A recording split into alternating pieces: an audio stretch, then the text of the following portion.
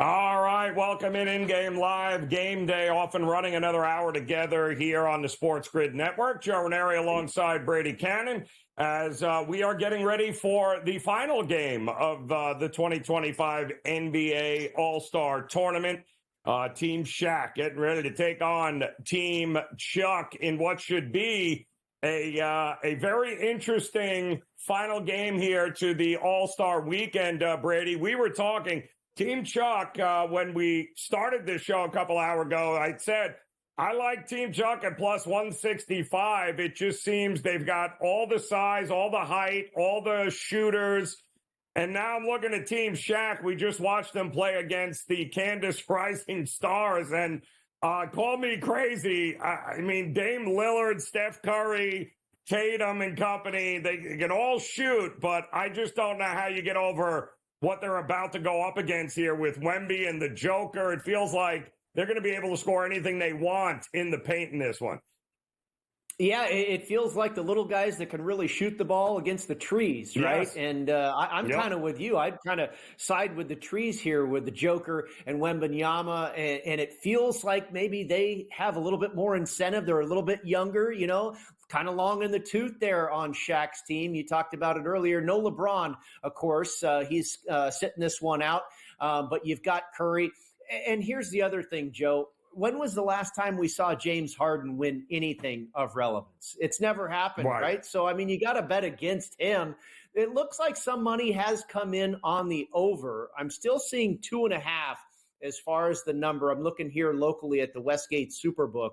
Barkley's team favored by 2.5 over Shaq's OGs, but the total has gone from 75.5 to 76. So apparently some people expecting points in this one. I can't. I mean, that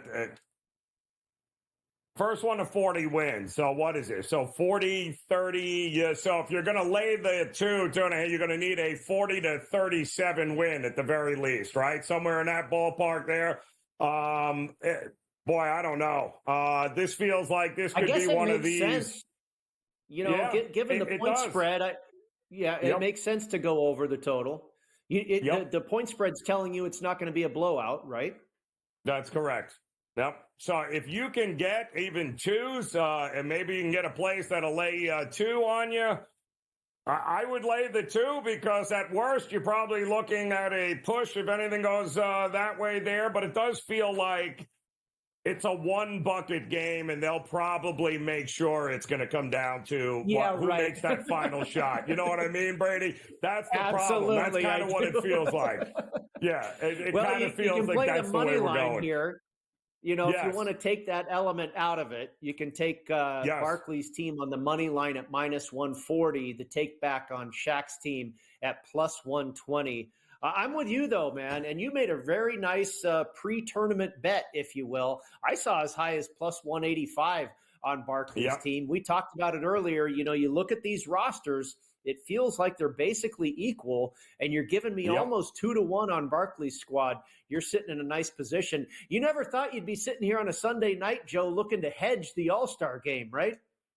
No, you absolutely not. But yet this is exactly where we find ourselves here right now. And my goodness. And I mean, first impressions, we weren't sure what we were going to get from this new format. I'm open to anything new. I think that the way that this All-Star game in the NBA had been progressing, I mean, no, it was an abomination to watch for anybody that's ever loved basketball. Watching a total go over 300 points, Brady, in a 4-quarter game that's what we were getting in these All-Star games where guys were just, ole, good, it didn't look anything like basketball. At the very least, what I have seen from this so far is that, you know, some guys are making some efforts here. There's a little bit of defense.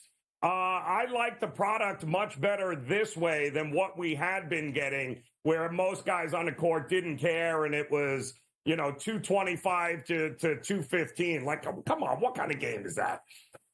No, I'm with you 100%. I mean, this is a much, and I wasn't so sure. I was certainly having my doubts, but I think so Yep. far so good. It's been a great look for the NBA, who has been struggling with ratings so far this season. But this is a pretty decent shot in the arm when I think I wasn't the only doubter out there. I don't know if Yep. anybody knew what to expect, and I don't think they had high hopes for what this was going to bring to the table. But we talked about it earlier. They're basically playing a quarter and a half of basketball. It's not too, time consuming. It's not too strenuous physically. And they have some fun out there. They do play a little bit of defense. It's competitive because you're not in this whole thing for the long haul. It seems those 300 and 350 point totals are, that was the tipping point for the NBA. Yes. When it got that ridiculous, that's when they said, okay, this has got to change. I think we've gotten there with the NFL. The Pro Bowl was getting so ridiculous. They've gone to the flag football. I kind of just wish they would have the skills challenge, but it seems we're improving. We're evolving as far as all-star games go. We've certainly seen that with hockey. We know baseball's pretty much got it nailed, the home run derby, and what is, a regular baseball game. It's fun every single year. I tell you, we're kind of joking about an opportunity. You've got Team Chuck at plus 165. You could even go for a middle, Joe, and take Team Shaq plus the 2.5 points. It lands 2-1, whatever, and you win them both. I mean, again, you didn't sit here on a Sunday night expecting to be, negotiating your position on the All-Star game, but you do have an opportunity in front of you. And listen, I do think that you will have you probably get even a better number live here at some particular point when this goes off. So I'm going to be very fascinated to see the first couple of minutes here. Again, no clock here, Brady, right? So it's first 1 to 40. They got a shot clock and that's it. So this should be interesting. I'm seeing 76.5 as a total. Ooh, that feels low. No? Well, you know what? It just moved to 76.5 here at the Westgate in town as well. It started at 75.5. So now we've seen two ticks to the over. And here we go. Now I've seen the point spread come down to 2. This is interesting. And it's good to see that there's some interest. I got to believe, Joe, that these are not big bets. I mean, maybe they're $100. I'm sure there's not a ton of handle on this, and they're probably moving these lines on a bet that maybe is $500, and it might be less than that.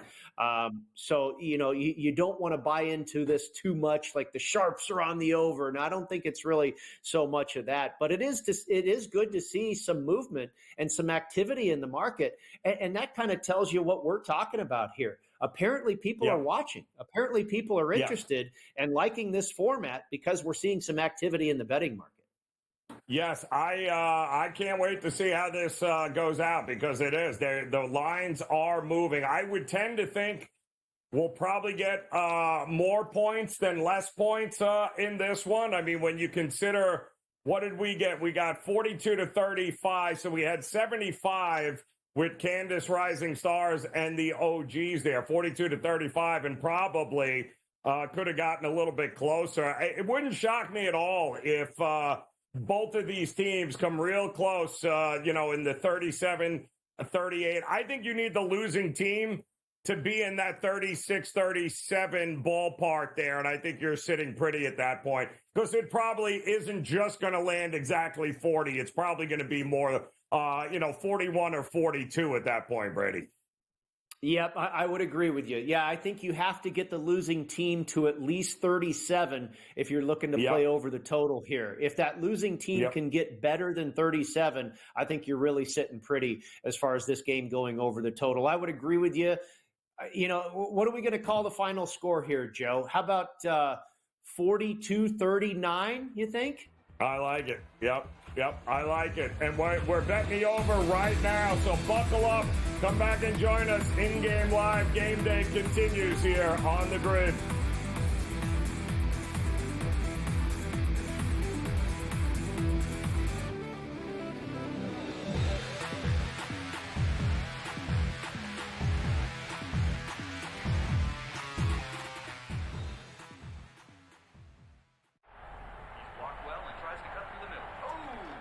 Your gut says Miami is going to win, and you should take the over.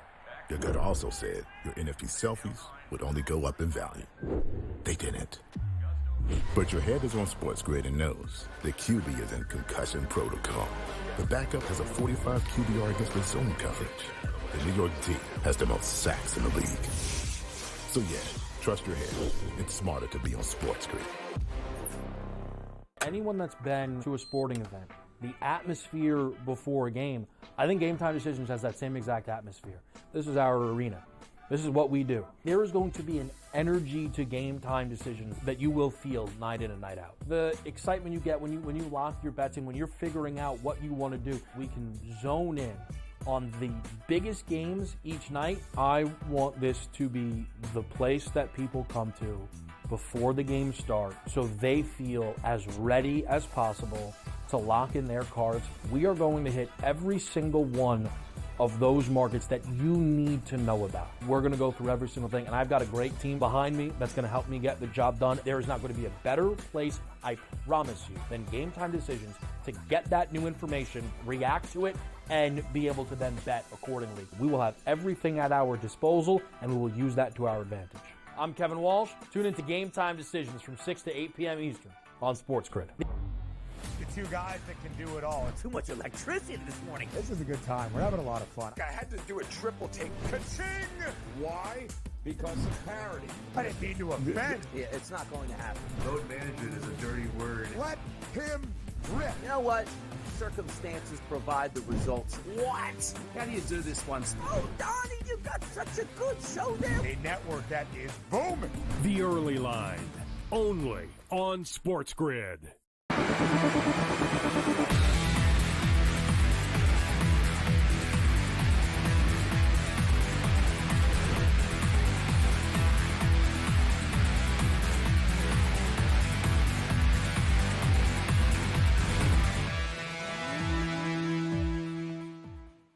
All right, welcome back in-game live game day here on the Sports Grid Network. Joe Raineri alongside Brady Kannon as we are getting ready, of course, for the opening tip of the final game of this brand new format in the NBA All-Star Tournament.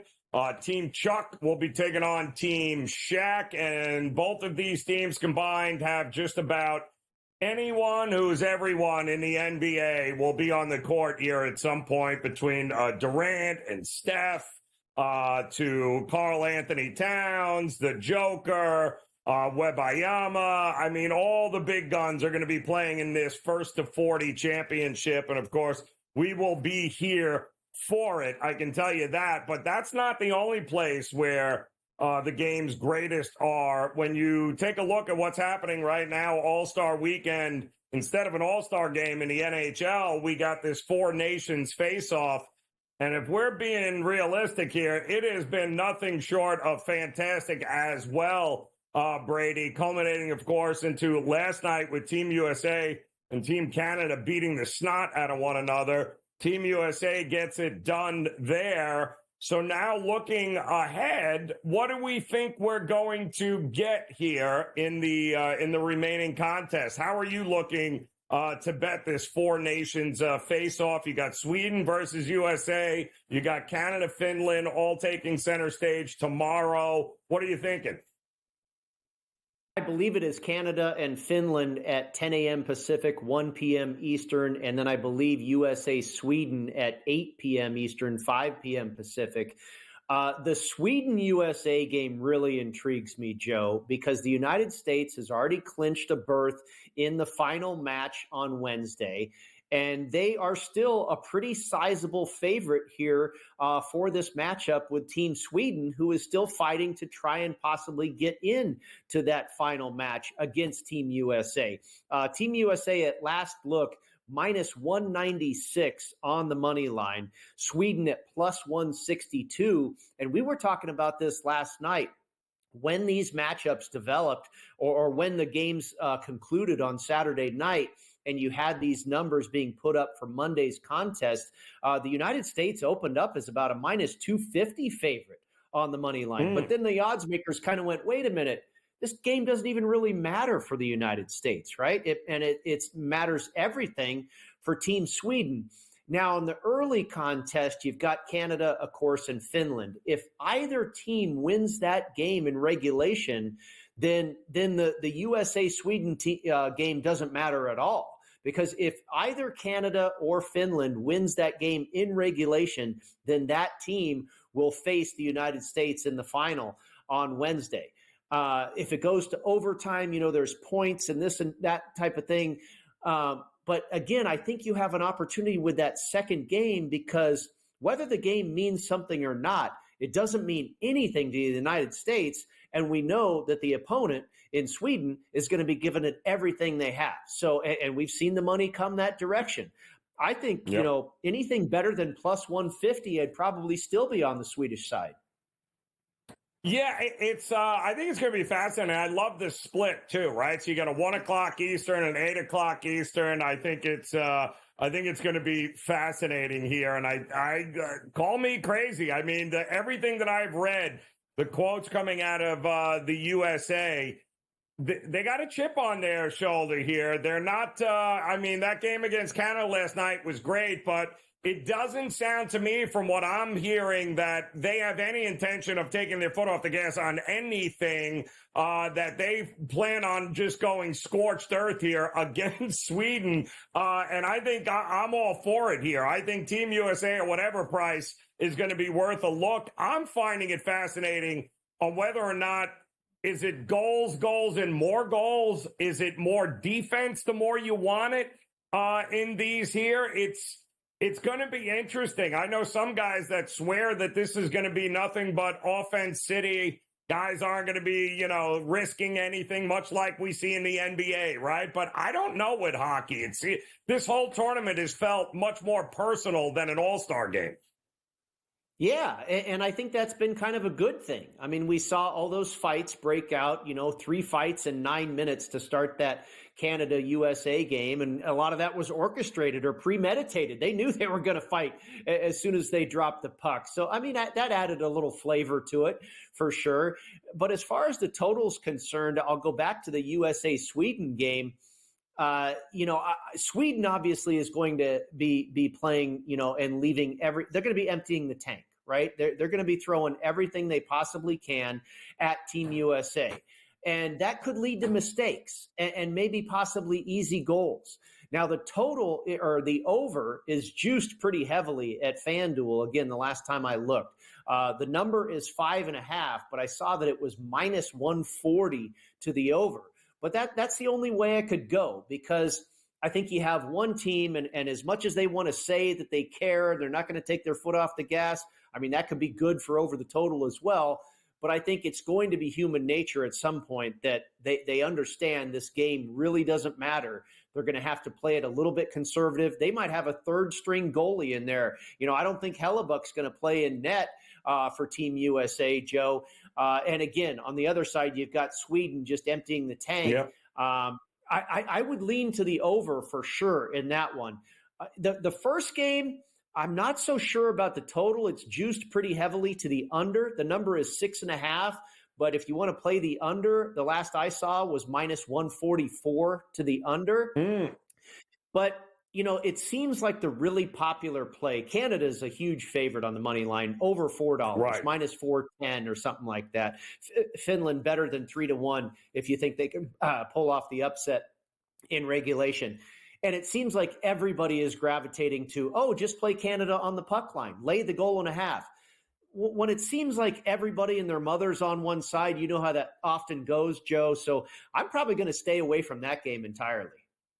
Yeah, I'm probably in too, because I do think maybe a first period over is not a bad way to look. But speaking of points, Team Chuck is just not getting any. It was an 11-0 run, and now it looks like we've gotten 1 point. We'll have an update from the NBA All-Star Game when in-game live game day continues on the grid.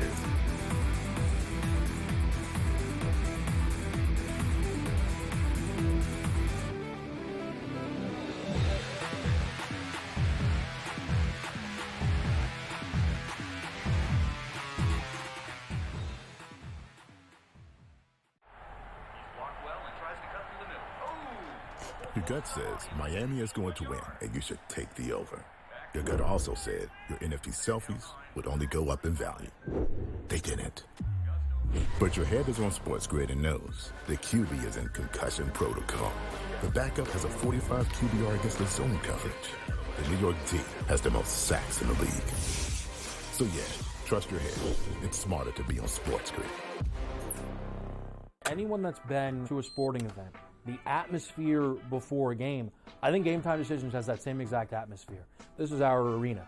This is what we do. There is going to be an energy to Game Time Decisions that you will feel night in and night out. The excitement you get when you lock your bets in, when you're figuring out what you want to do, we can zone in on the biggest games each night. I want this to be the place that people come to before the games start so they feel as ready as possible to lock in their cards. We are going to hit every single one of those markets that you need to know about. We're gonna go through every single thing, and I've got a great team behind me that's gonna help me get the job done. There is not gonna be a better place, I promise you, than Game Time Decisions to get that new information, react to it, and be able to then bet accordingly. We will have everything at our disposal, and we will use that to our advantage.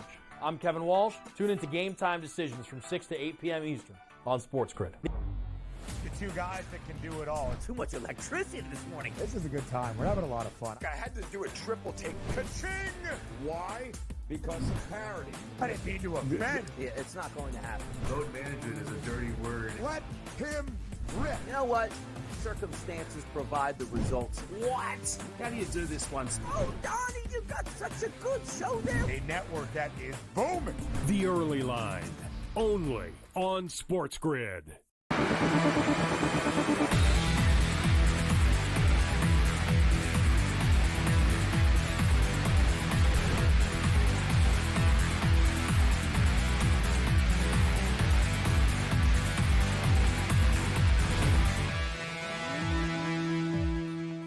All right, welcome back in-game live game day here on the SportsGrid Network. Raineri alongside Brady Kannon as we take a look here at this game, the final game here in the All-Star Tournament for the NBA.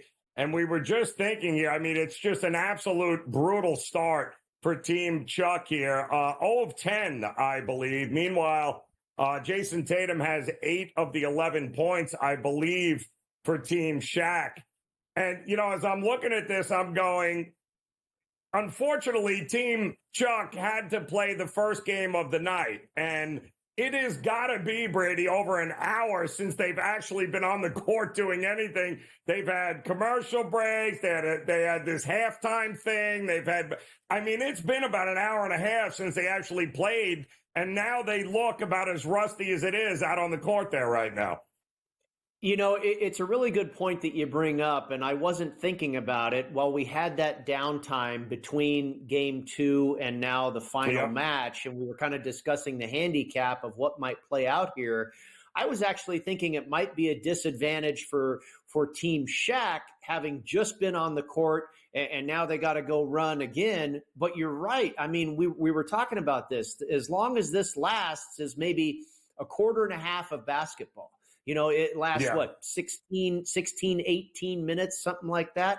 That's just when guys are getting the juices flowing, right? So Team Shaq kind of gets that warm up a little bit, gets a little lathered up, and now they're on fire, apparently. And you're right, the break, again, I wasn't thinking this way. I thought the break might be better, but no. When you consider how short these little games are, it's probably better to get a little run. And maybe that, I mean, it appears right now that was definitely an advantage for Team Shaq.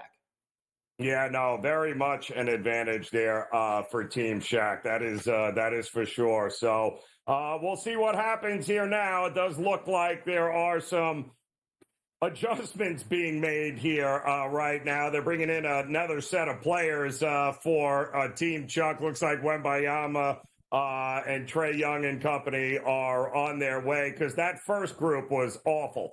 They just looked absolutely rusty and couldn't hit anything. So we'll see how this goes, but they got their work cut out for them. 11-1 is what we've got here with the switch coming in. I would imagine we probably still have another couple of breaks here, to your point, Brady, before it is all said and done. So this will probably happen and keep going at least for about at least to the top of the hour, if not longer, in this game. But they are certainly getting their money's worth.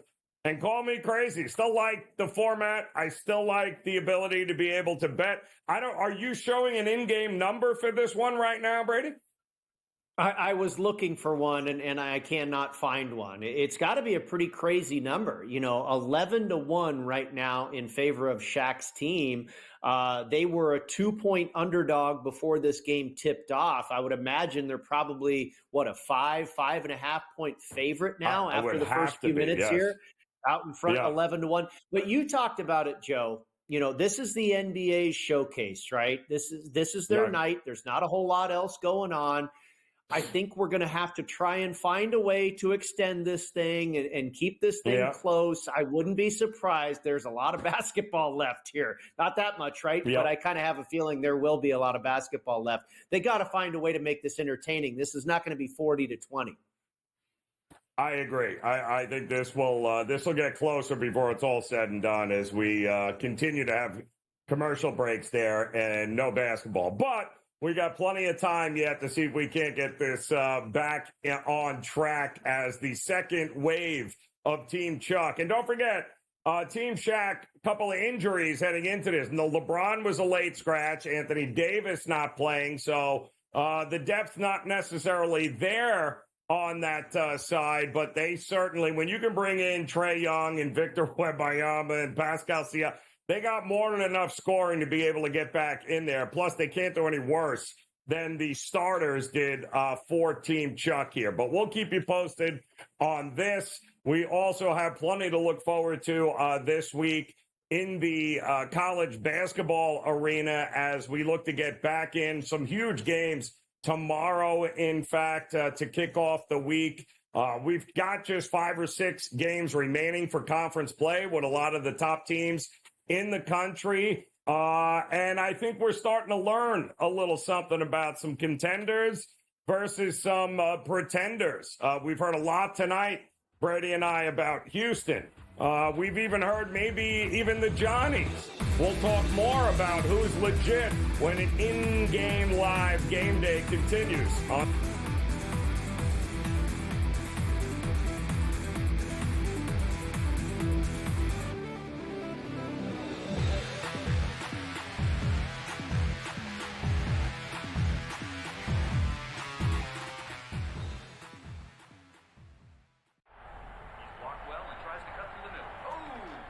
Your gut says Miami is going to win, and you should take the over. Your gut also said your NFT selfies would only go up in value. They didn't. But your head is on SportsGrid and knows the QB is in concussion protocol. The backup has a 45 QBR against the zone coverage. The New York D has the most sacks in the league. So yeah, trust your head. It's smarter to be on SportsGrid. Anyone that's been to a sporting event, the atmosphere before a game, I think Game Time Decisions has that same exact atmosphere. This is our arena. This is what we do. There is going to be an energy to Game Time Decisions that you will feel night in and night out. The excitement you get when you lock your bets in, when you're figuring out what you want to do, we can zone in on the biggest games each night. I want this to be the place that people come to before the game starts so they feel as ready as possible to lock in their cards. We are going to hit every single one of those markets that you need to know about. We're going to go through every single thing, and I've got a great team behind me that's going to help me get the job done. There is not going to be a better place, I promise you, than Game Time Decisions to get that new information, react to it, and be able to then bet accordingly. We will have everything at our disposal, and we will use that to our advantage. I'm Kevin Walsh. Tune into Game Time Decisions from 6 to 8 p.m. Eastern on SportsGrid. The two guys that can do it all. Too much electricity this morning. This is a good time. We're having a lot of fun. I had to do a triple take. Ka-ching! Why? Because of parity. I didn't mean to offend. Yeah, it's not going to happen. Load management is a dirty word. Let him rip. You know what? Circumstances provide the results. What? How do you do this one? Oh, Donnie, you got such a good show there. A network that is booming. The Early Line, only on SportsGrid.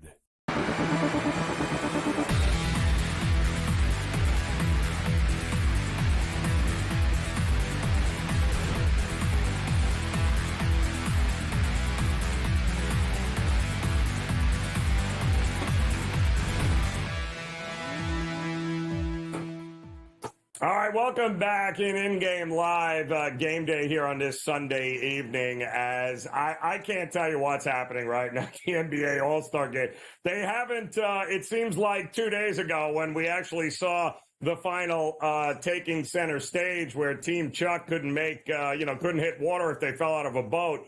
It was an 11-1 start by Team Shaq, but that feels like, Brady, it was 3 hours ago because all they've been doing here is commercials, and now they're giving Shaq like a Gilligan's Island hat. I'm not sure what's going on, but the good news is we don't have to worry about that. And I told you this game will be on well into past midnight on the East Coast time, right around when pitchers and catchers will be reporting, as a matter of fact, in South Florida and Arizona. And here to talk a little Major League Baseball, our good friend Joe Sheehan stopping by on this Sunday evening. As well, the basketball game, don't worry about it, Joe. It'll be on for another 6 hours, but we got more important things to decide here. I'm in South Florida, and we got all sorts of hype here in Port St. Lucie with the New York Mets.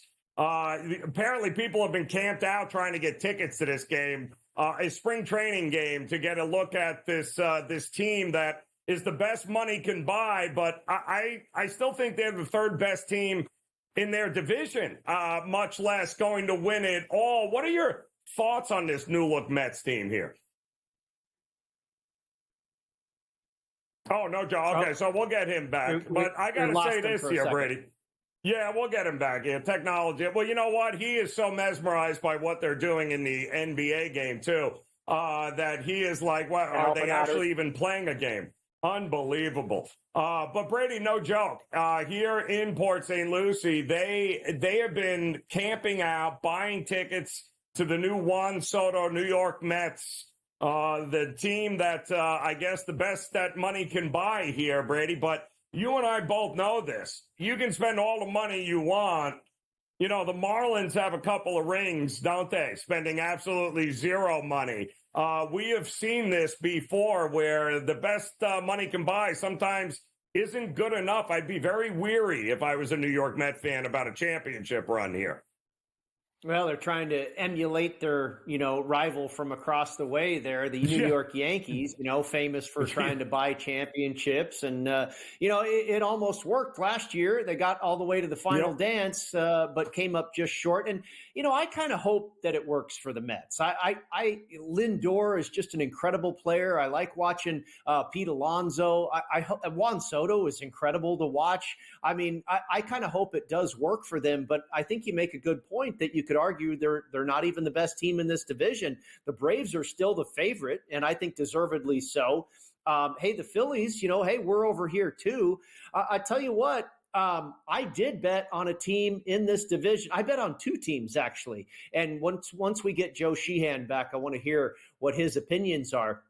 I have already bet a few season win totals. I bet over 70.5 wins on the Washington Nationals, Joe. So I think, there's more than just the big three in that division that I think are going to have decent campaigns. Yeah, and I think we got Joe back here. Joe, we were talking about the New York Mets hype and how they've been camping out here, buying up all the spring training tickets in Port St. Lucie, because according to Met fans, they should just drop that's it. Don't even bother playing the season. But Brady and I were just saying, I don't even think they're the third best team in our own division. I mean, what's the ceiling for the Mets, you think? Well, the ceiling, if the pitching works out, is a 100-win team. But realistically, and the projection systems back this up, the Braves, Phillies, and Mets aren't separated by all that much. It's going to come down to things like, who has the most health, who does the most at the trade deadline. How much do the Braves get out of Spencer Strider and Ronald Acuna Jr. this year? The Mets, they don't have the high-end starting pitching that the other two teams have. They have a lot of depth. They have a lot of 3s and 4s. The bullpen is a little shaky as well. Soto obviously helps them. Frankie Montas gives them bulk innings, but I don't think you can slide a piece of paper between these three teams right now. Tell me who's the healthiest, and I'll tell you who wins the division. Joe, we were talking there while we were getting you connected. I actually played season win totals on 2 different teams in this division, and it's not the Braves, the Mets, or the Phillies. I played over 70.5 wins on the Washington Nationals. I think they're going to be better than Las Vegas expects them to be. And I played under 63 wins on the Miami Marlins. What are your thoughts on those 2 teams? One I'm going against, one I'm backing. I'm right there with you on the Marlins. I gave that out at 63.5 in my gaming newsletter about a month ago now. So I guess the number has moved a bit. That's going to be the worst team in baseball this year. Not the White Sox, not even the Rockies. The Marlins aren't trying to win. Peter Bendix, who came over from the Rays more than a year ago, had last year to kind of start the process of transitioning to a rebuild. Now they're at the nadir of that rebuild. Now they have some pitching coming through, but no hitting whatsoever. This is a team that's going to struggle to get to 500 runs. We don't know anything about the new manager. Fellas, I'm going to tell you, I'm blanking on the name right now. He came over as a coach from the McCullough. McCullough is the new guy. We don't really know anything about him, but I'll tell you, the talent he has on hand is the worst in Major League Baseball. Brady, I love that pick. I don't think it's going to be close. As far as the Nats are concerned, you look at that upside. James Wood, Dylan Cruz, C.J. Abrams, Mackenzie Gore, that young core that can come together. Got some good tertiary players as well in Luis Garcia and Keibert Ruiz. I agree with you. I think the killer there, we talked about the top of this division. The Nats play, now 39 games against those top 3 teams. It's going to be a tough schedule for them. I think that's going to be on the line. But if I had to, it's a no bet for me. But if I had to pick, I would take your side. So it's funny, the National League West, obviously, you can't bet the Dodgers. What are they, a 3-1 favorite to win it? Like, come on, please. Anything can happen here. But there are some teams, I think, maybe taking a step back. I think the Padres are going to be awful this year. I think they're taking a big step back with all that they have lost from that team a year ago that was pretty good down the stretch. Who takes an advance? Who goes and competes with the Dodgers in the National League West? I don't think it's the Padres. Well, the clear second-place team in that division right now is the Diamondbacks. They went out, they were better last year than they were in 23 when they went to the World Series. Unfortunately, they were unlucky. They didn't have the same luck. They basically finished tied for the last playoff spot. And, of course, we don't play out tiebreakers anymore, so they lost out to the Mets and the Braves. They went out and signed Corbin Burns. They got Corbin Carroll spent a lot of last year hurt. Actually took a pitch off the hand the other day, but it doesn't seem like it's going to be a big deal for them. They are clearly the second-best team in that division. To me, when you consider the logjam at the top of the National League East, I think the Diamondbacks are the best bet to be the number 4 seed in the National League playoffs. And go in the other direction, we talk about picks I've already given out. The Padres came out at 88.5 wins, and I don't think they're going to get anywhere near there. I like the Nick Pivetta for free signing, but other than that, the outfield is terrible. And Jackson Merrill's good, Fernando Tatis in right field, and I think Kevin Hart, who you mentioned off the air, is actually playing in left field for them. It's really going to be a thin lineup. They've got questions behind the plate, questions in the rotation with Joe Musgrove, out for much of the season. I really think you're going to see them take a big step back this year. They're ahead of the Giants and Rockies, no question, but they're going to be closer to 80 wins than to 90. Joe, I want to ask you this. We're talking about the Dodgers, and I wrote up a few different options here. We've just got about a minute, and I know we'll keep you over for another segment, but how to bet the Dodgers. Plus 240 to win the World Series, plus 130 to win the NL pennant, minus 740 to win the NL West division, over or under 105 wins. And then you've got another one, the Dodgers to have the most regular season wins in all of baseball. The yes is minus 225.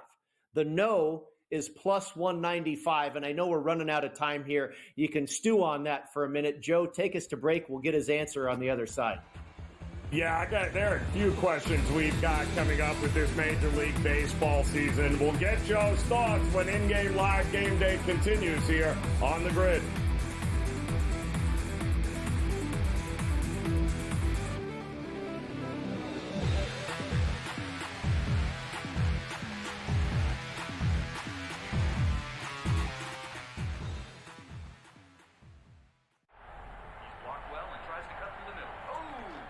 Your gut says Miami is going to win, and you should take the over. Your gut also said your NFT selfies would only go up in value. They didn't. But your head is on SportsGrid and knows the QB is in concussion protocol. The backup has a 45 QBR against the zone coverage. The New York D has the most sacks in the league. So yeah, trust your head. It's smarter to be on SportsGrid. Anyone that's been to a sporting event, the atmosphere before a game, I think Game Time Decisions has that same exact atmosphere. This is our arena.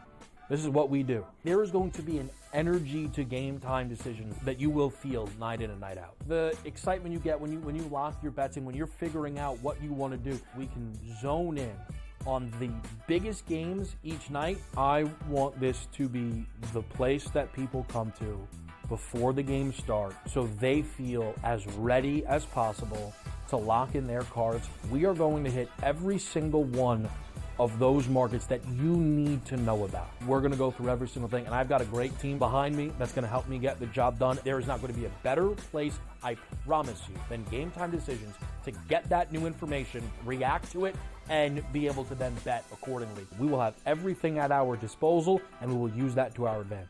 I'm Kevin Walsh. Tune into Game Time Decisions from 6 to 8 p.m. Eastern on SportsGrid. The two guys that can do it all. Too much electricity this morning. This is a good time. We're having a lot of fun. I had to do a triple take. Ka-ching! Why? Because of parity. I didn't mean to offend. Yeah, it's not going to happen. Load management is a dirty word. Let him rip. You know what? Circumstances provide the results. What? How do you do this once? Oh, Donnie, you got such a good show there. A network that is booming. The Early Line, only on SportsGrid.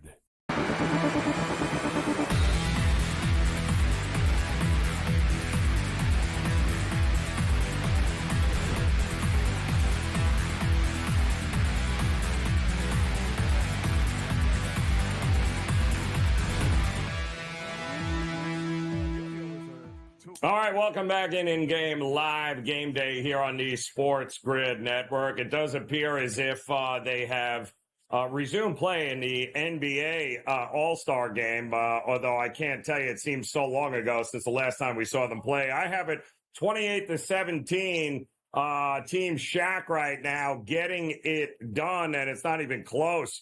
30-17, so this could be all she wrote there, Brady, before it's all said and done. But the good news is we've got Major League Baseball coming up. Joe Sheehan joining us. And before the break, Brady, you laid out about a 12-point question for him. So set it back up for us, and let's see if we can get a yes-no out of him on these. Well, how do you bet the Dodgers? I mean, they're just so loaded. I think yesterday they signed God. But how can you make a bet on this team? Plus 240 to win the World Series, plus 130 to win the NL pennant, minus 740 to win the division, over or under 105 wins, and then finally the Dodgers to have the most regular season wins. The yes is minus 225, and the no is almost 2-1, plus 195. Yeah, the long-term bets, the pennant and World Series bets are vastly overpriced because we know the randomness of the MLB playoffs makes those numbers unbettable. The over-under 105 is interesting because they're a team that is likely going to lock up the division fairly early and may not be grinding out those 103rd, 104th, 105th wins. But what I like there is the not to lead the MLB in wins at almost 2-1. You've got teams with considerable upside in Chicago with the Cubs, in New York with both the Mets and Yankees. Look at the Orioles, who are still waiting to add a pitcher. Going to play somewhat easier schedules and have similar upside and probably will be challenged a little bit more, so they'll have to push for those extra wins. So I would take the Dodgers plus 195. Oh, I think we got Joe there. He's back with us here. Joe, let me switch over to the American League East here. Obviously, the Dodgers are going to be the favorites who were there a year ago in the World Series, the team they played. The Yankees, who started off the offseason by losing Soto to, of course, the Mets. But they made some good moves here to try and compensate. What are your chances here with the Yankees and the Dodgers being the two teams meeting once again for a rematch? I like the Yankees' chances a lot worse. If you look at this Yankee team from a couple of years ago, the 22 team where Judge won the MVP, in the second half of that season, the offense was Aaron Judge and the Judgettes. That was also the case for a lot of 23 when Judge missed time. They didn't have the depth of offense. Even you look at last year's playoff lineup, Giancarlo Stanton went absolutely nuts for them, but he was the only one who did. That lineup 5 through 9 isn't very good. Now you take Soto with that 400 OBP out of it, and it's, again, a very thin lineup. So I don't think the Yankees – I don't even have the Yankees as the favorite to win the division. They should make the playoffs, but that offense is one man right now. Joe, it was a little bit earlier that you mentioned the Miami Marlins you feel will be the worst team in baseball. And this is very interesting. I was just talking about the Dodgers to have the most regular season wins. How about this prop bet as far as the team is concerned? The Chicago White Sox to have the most regular season losses. The yes is minus 250. The no is plus 215. According to your thoughts, you would say run to the window and bet the no at plus 215. You think the Marlins will be the team with the most losses in baseball? Fly into Vegas and see if I can get down on this. That is a fantastic bet, Brady. The White Sox are going to be better this year. And a couple things in play. One, true talent basis, they were actually more like a 51 win team last year. They weren't really a 40, whatever they ended up at 40 wins last year. They were a little bit better than that. This team in the second half should start integrating a lot of young talent. You look at Noah Schultz, one of the best left-handed pitching prospects in baseball. Kyle Thielen and Edgar Quero are two of the best catching prospects in the game. They've made small moves around the margins. The bullpen should be better. It was better in September last year. So you put all of that together. I think the White Sox are closer to 60 wins this year than they are to 50. They're not a good team by any means, but I have them as 5 to 7 wins ahead of the Marlins at this point. That is a fantastic bet. Ooh, liking that. All right. So let me ask you also about what was and what many people thought were maybe the teams that overperformed last year. When you look at Detroit, when you look at Kansas City, regression, do they keep moving forward this year? What do you think we're going to get from them? I would have liked to have seen both of those teams be a little more aggressive this winter. We saw Kansas City make the trade for Jonathan India. That's going to help them a lot. They had terrible OBP in the leadoff spot, hitting in front of Bobby Witt. India in that spot's probably worth 50 points of OBP, so that'll help. The Tigers did add Jack Flaherty. They even get 20, 25 starts out of him. That'll help. Of course, Alex Cobb already hurt. But overall, that division, which did put 3 teams into the playoffs last year, I think takes a real big step back. I like the Twins there. They, again, another team that was really hands were tied by TV money, by their lack of TV money, but they have a lot of young hitters that'll come together. They've got to keep the front of that rotation strong. But by and large, I think that division takes a step back, which is another reason, guys, why I think the White Sox are a really good bet to not have the worst record in baseball. Joe, I want to ask you about a team in the National League Central that has had a lot of hype surrounding it in the offseason. The legendary Terry Francona comes back to manage the Cincinnati Reds, and this team has a lot of talent. I bet them over their season win total as well, over 78.5 wins for the Reds. Are you on board or not? I absolutely am. It's funny, Brady. Like I say, a month ago, I wrote it out for my people, and I gave out the Reds over 77.5. I had them to win the NL Central at 650 and win the pennant at 2,500. Now, not a lot of those are great numbers in terms of, probabilities, but I think their chances to do those things are considerably better than what they have. You mentioned it. When teams have a collection of young talent, they're getting Matt McClain back. We saw what Ellie De La Cruz can do this year. TJ Fradel, you look at the pitching. Rhett Lauder already injured, but he should be back in the second half. Teams with a lot of young talent can take big steps forward. Yeah, it's I can't believe pitchers and catchers almost here. It is Major League Baseball season, and it'll be here before we know it, that's for sure. All right, Joe, stick around here. We got just a couple more questions for you when it comes to the Major League Baseball season. An update with the NBA All-Star Game as well. In-game live game day continues on the grid.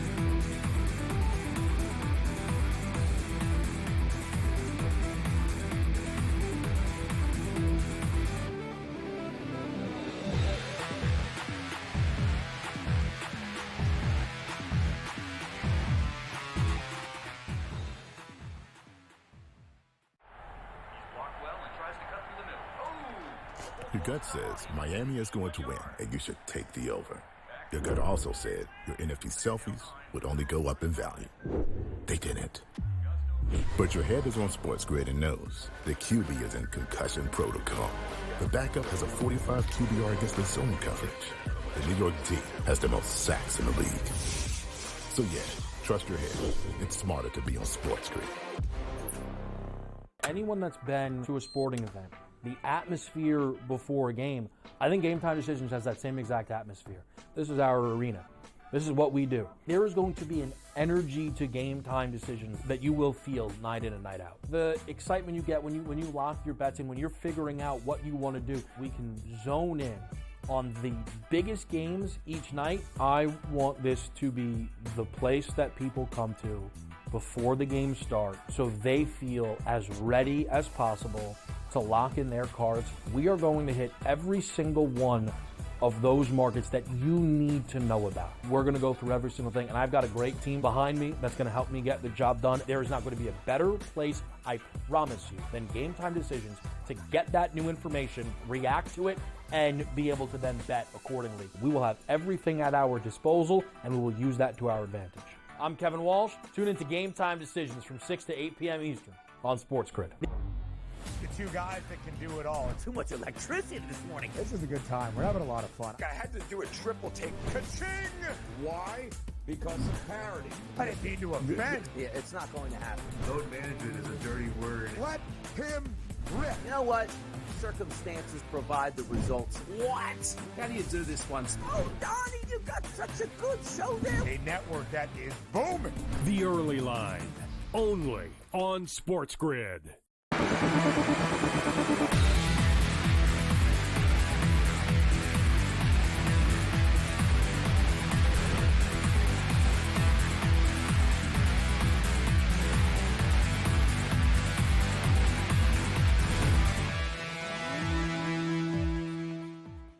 All right, welcome back in-game live game day here on the Sports Grid Network as we look to wrap up another hour together. Joe Sheehan with us talking some Major League Baseball here. And Joe, let me ask you from a futures market perspective, everyone is talking about Rookie of the Year, and the Dodgers certainly have one. The Yankees, and Dominguez is a guy I know that could very well be a fan favorite. When it comes to the new faces and the new names in Major League Baseball, give us a name or two of some people we should be keeping an eye on this year.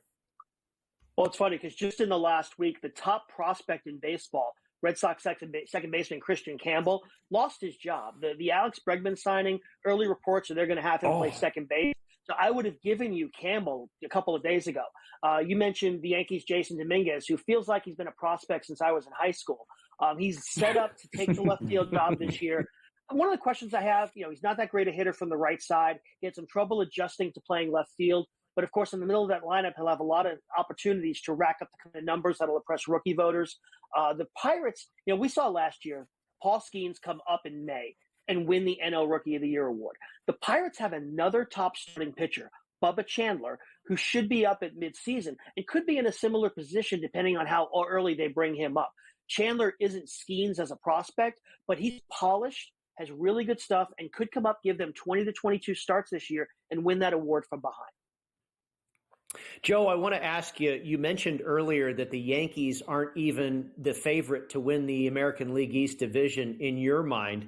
The odds here, courtesy of the Superbook in Las Vegas, the Yankees at even money, Baltimore at almost 3-1 plus 280, the Red Sox at 4-1, and then the Rays and the Blue Jays long shots, Tampa Bay at 12-1 and Toronto at 18-1. If it's not the Yankees, who gets your vote? Who gets your money?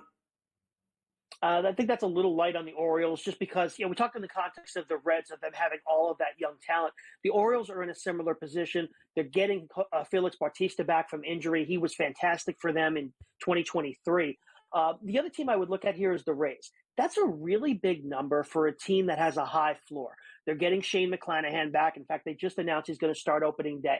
They've got Ryan Pepio, who pitched pretty well for them last year. Taj Bradley, who's kind of keeps bouncing back from injuries, he's been good. And one of the things we know about the Rays is that they always build a bullpen. They find guys with live arms who show up and all of a sudden throw 40 innings with a 28% strikeout rate. So I think the Rays at that number are a pretty good value. The American League West baffles me here. We keep waiting for the Seattle Mariners to spend money and take that next step. That's not going to happen. The Angels are hot trash. Houston obviously is going to be in rebuild mode. So, who are we looking at in the West, you think, this year? Who is that one team to move ahead? It's a similar situation as the NL East, actually, because you have these three teams in the Mariners, Astros, and Rangers, who in the projection systems are very close together. The Rangers had an off year last year, a ton of injuries. The pitching went south. They've built in a lot of depth this year, particularly in that bullpen. So, again, among those three teams, I probably give the Rangers the edge. If Corey Seager's healthy, he missed some time last year. Marcus Semien had something of an off year while playing 162 games again. I think the Rangers have a small edge over the Mariners and the Astros. The Astros are intentionally going backwards. Anytime you trade one of the 15 best players in baseball, you can't be taken seriously. They traded Kyle Tucker to the Cubs. So give me the Rangers. And again, Joe, as you point out, if the Mariners were to go out and add one good hitter, that could flip the division.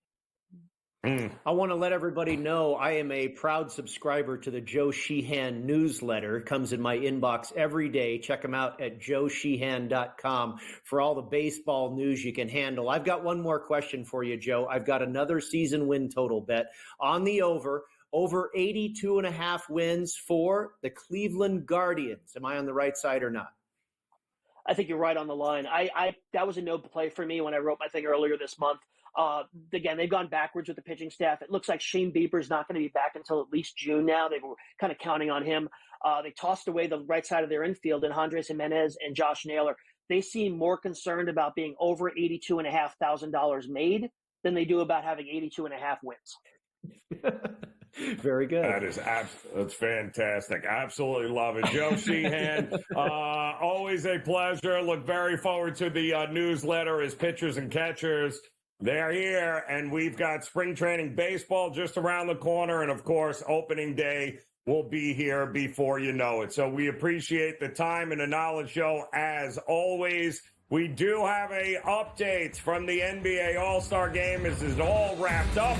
We'll give you the details. There's another hour of in-game live game day coming your way next on the Grid.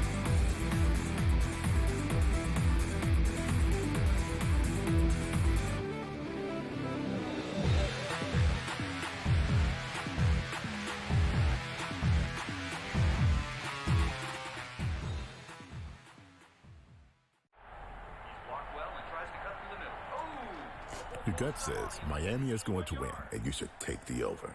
Your gut also said your NFT selfies would only go up in value. They didn't. But your head is on SportsGrid and knows the QB is in concussion protocol. The backup has a 45 QBR against the zone coverage. The New York D has the most sacks in the league. So yeah, trust your head. It's smarter to be on SportsGrid. Anyone that's been to a sporting event, the atmosphere before a game, I think Game Time Decisions has that same exact atmosphere. This is our arena. This is what we do. There is going to be an energy to Game Time Decisions that you will feel night in and night out. The excitement you get when you lock your bets in, when you're figuring out what you want to do, we can zone in on the biggest games each night. I want this to be the place that people come to before the games start so they feel as ready as possible to lock in their cards. We are going to hit every single one of those markets that you need to know about. We're going to go through every single thing, and I've got a great team behind me that's going to help me get the job done. There is not going to be a better place, I promise you, than Game Time Decisions to get that new information, react to it, and be able to then bet accordingly. We will have everything at our disposal, and we will use that to our advantage. I'm Kevin Walsh. Tune into Game Time Decisions from 6 to 8 p.m. Eastern on SportsGrid. The two guys that can do it all. Too much electricity this morning. This is a good time. We're having a lot of fun. I had to do a triple take. Ka-ching! Why? Because of parity. I didn't mean to offend. Yeah, it's not going to happen. Load management is a dirty word. Let him rip. You know what? circumstances provide the results. What? How do you do this one? Oh, Donnie, you got such a good show there. A network that is booming. The Early Line, only on SportsGrid.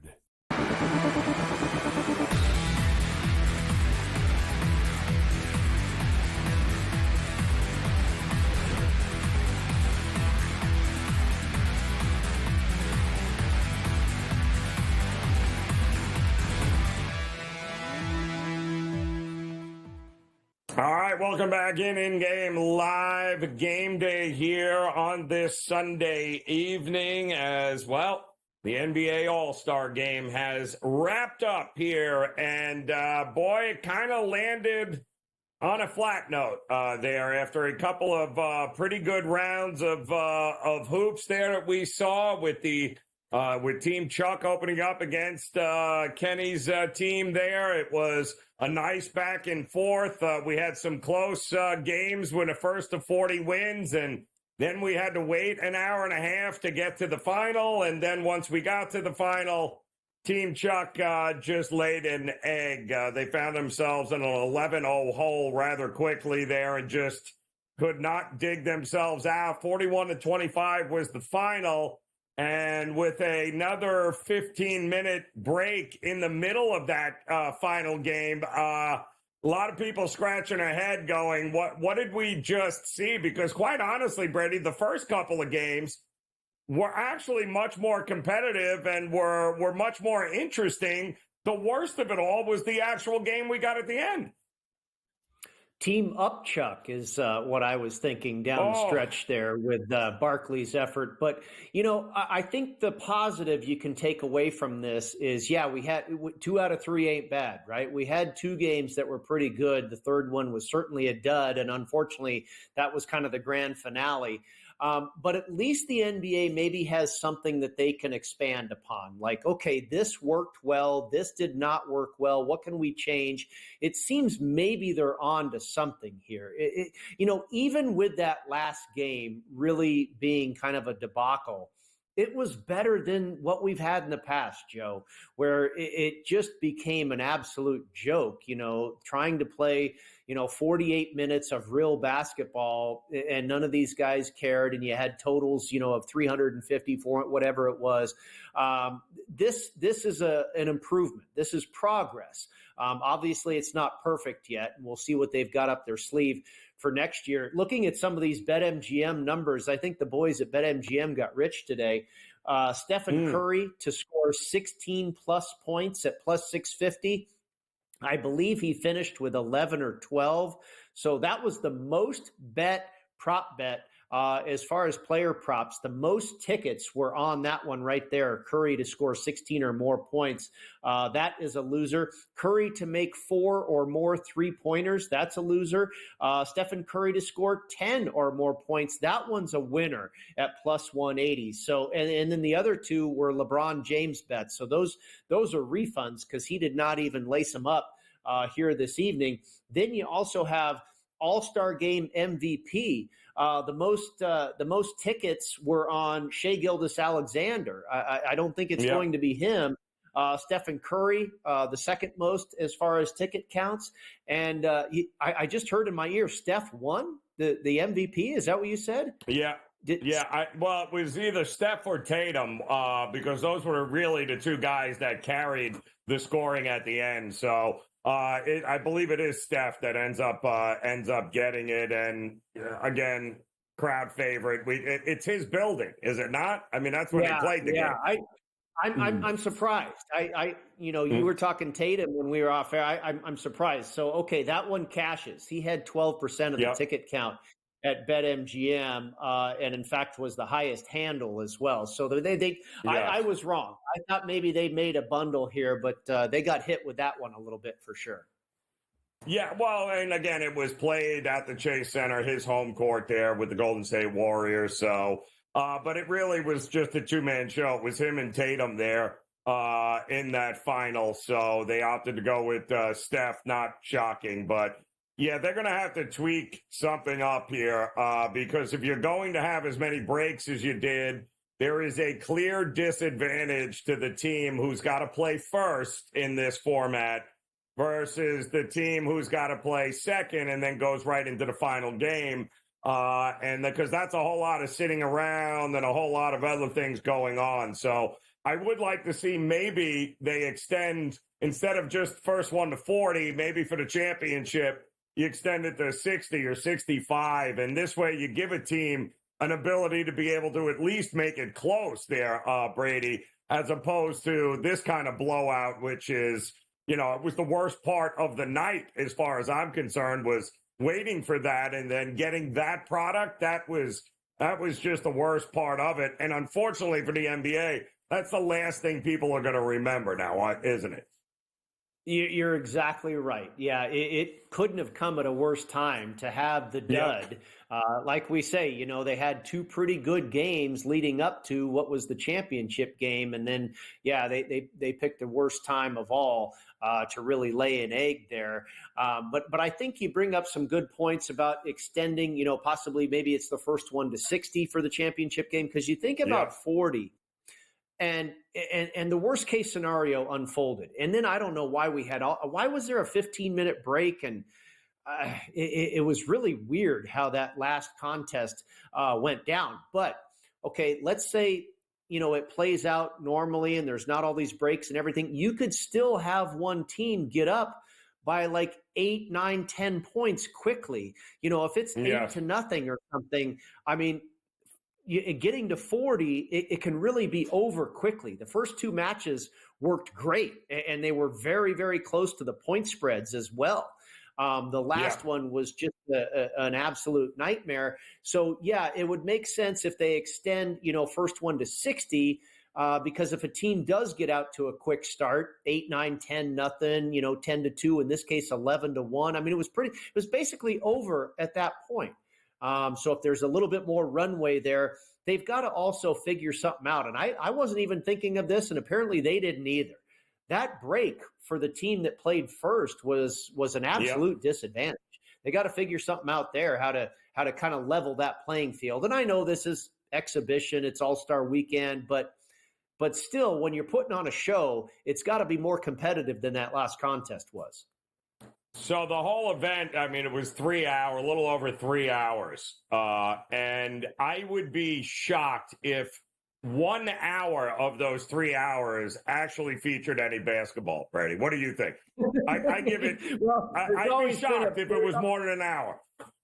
There's a huge surge on social media. I've noticed that people are really bitching and moaning about Kevin Hart, calling this like, did you see the basketball game that broke out during the Kevin Hart special type of thing, Yes, exactly correct. Because I mean, a 3 hour event in which maybe 60 minutes total featured some basketball. And I can tell you that the last 20 minutes of basketball was the worst part of the entire night, outside of being forced to watch Kevin Hart on TV here. So, listen, all in all, still better than whatever it was that we were getting prior to this, where people couldn't figure out the scoring at the end and what you would. The bottom line is that this was, if it had been competitive like we had hoped it would be there, I think it would have, even with all the breaks, I think people would have looked past it. But when you gave us that as your finale, yikes. That was probably not good. By the way, Tatum had 15 points, I think, in that 15 of the 41, and still wasn't good enough to win the MVP there. So, all in all, I thought the happiest group in the room right now, Joe, is the NHL. I mean, they have made out like heroes this weekend. Their Four Nations face-off has just been outstanding. And the NBA had a pretty good follow-up act until the end. And like you said, that's what people are going to remember. The NHL is sitting back smiling right now, and they've got games tomorrow. We're not done yet there. Yeah. No, we're not. We got plenty. We got games tomorrow beginning at 1:00 in the afternoon. We'll lay that out for you. We have a couple of huge college basketball matchups tomorrow as we're in the home stretch here of the regular season. We'll have more about it as in-game live. Game day continues here on the Grid.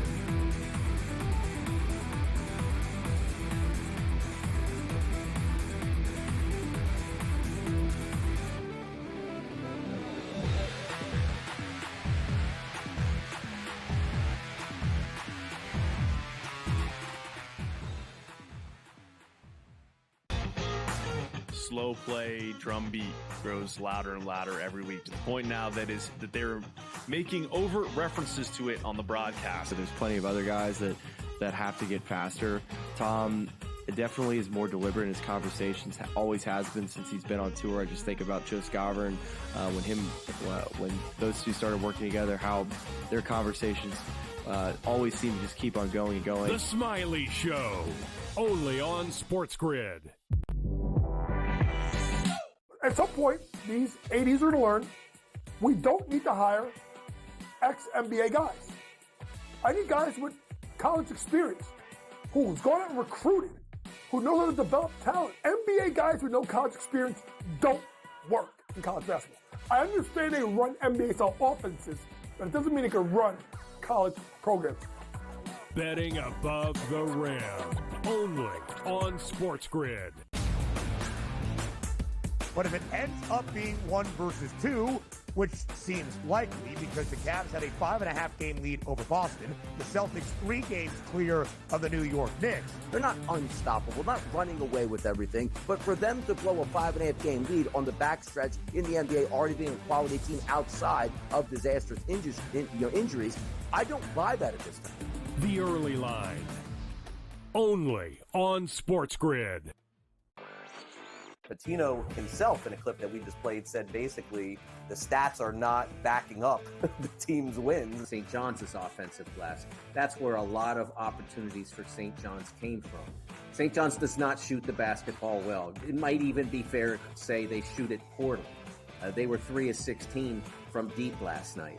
But it doesn't seem to matter to them. Newswire, only on SportsGrid.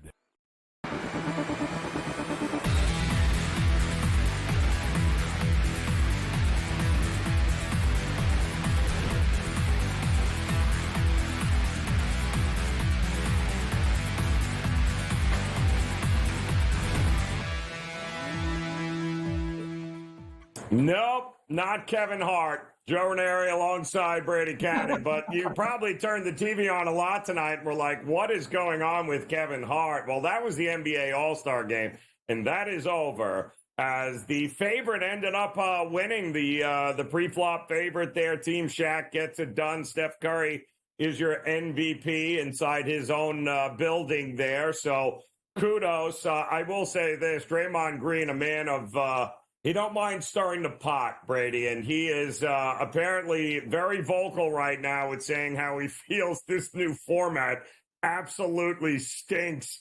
Not a big fan that, you work all year long to be an all-star, and then you're playing a game to 40, and then you're done. And, how is this even remotely fair? So it'll be interesting to see the ratings, I think, when this comes out. I did think last night, I thought the three-point contest, and I thought once again the dunk competition was really stole the show of this weekend here.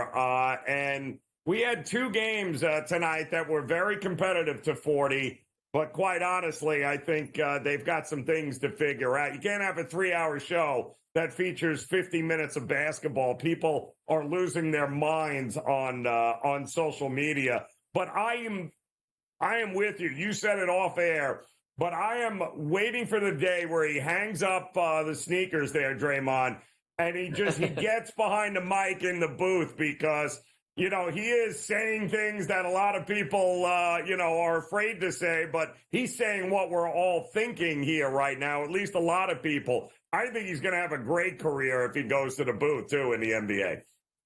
Yeah, absolutely. I'd love to see him paired with Charles Barkley, and we have seen them together at certain times. Draymond has appeared on that set with TNT, with Ernie Johnson and Shaq and what have you. And yeah, he and Charles, both of those guys are not afraid to say, what's on their mind. So, I'm with you. Of course, Draymond was pretty polarizing, or is pretty polarizing as a player, certainly. Yep. And I understand that for sure. I think for the most part, everybody is going to fall in love with this guy when he gets behind the mic because it's kind of like, remember Johnny Miller, when announcing golf, he wasn't afraid to call people out. And Not all the players liked him because he would call guys out and, that's an awful swing. What are you doing here? I don't think he's going to do that. He would say a lot of things that not a lot of other announcers would, and it didn't always sit well with the players. And maybe Draymond will be similar to that because I don't think he's afraid to criticize. And I will just say this as an observation. I don't care how they mask it. The problem with the NBA right now, as opposed to generations past, is these guys all like one another. There's not enough Draymond Greens in the league. There's not enough animosity. There's not enough rivalries. These dudes all love one another, all high-five one another. Like, there's just... If you want to get defense and you want the game to resemble basketball, well, I got news for you. If you had a few Draymond Greens on each side, you want to know what you'd get? You'd probably get a little bit more basketball, a little more seriousness. But the difference between now and generations past, where the All-Star game, like Kobe, who the trophy for the MVP is named after, Kobe didn't care he wanted to win. He was not going to give you a free pass for anything. He would, if he could stick it in your face, he would have stuck it in your face because that's who he was. Webayama feels like that guy. SGA feels like that guy. But they're surrounded by a bunch of people who could, they could, yay. But it makes it very difficult when the guys, the stars of the game, are not taking it all that seriously. And that kind of looks like, at times, what we had here tonight. So I wish there were more Draymonds and more heated rivalries in the NBA, Brady, but we don't have that anymore. I mean, who's the, who is that guy? Who is the guy that everyone hates? It's Draymond, Bill Laimbeer. The Bill Laimbeer, right? Where's Bill Laimbeer and John Sally and Dennis Rodman? Where are those guys? I'll tell you what, though, maybe a hybrid. We're talking about this new format that they have, and then we've also kind of, talked about emulating what the NHL has done and creating a battle of Team USA versus Team Rest of the World or the up and comers. I think that was a nice little element there, that the rising stars, those guys want to play like you talked about. This is an audition for those guys, right? So maybe you've got an element of rising stars. You've got the, or maybe it's rising stars that are not Americans, and you have the Team USA and rising stars and international, and you kind of have a four nations face-off of sorts in these first 1 to 40 type matchups. So maybe a kind of a hybrid of an Olympics type format where it's country versus country in these little small first 1 to 40 type games. Maybe that's the next step where we try and perfect this thing. Yeah, to your point, with what we've seen here with the Four Nations face-off, did anybody watch that last night and think those teams liked one another?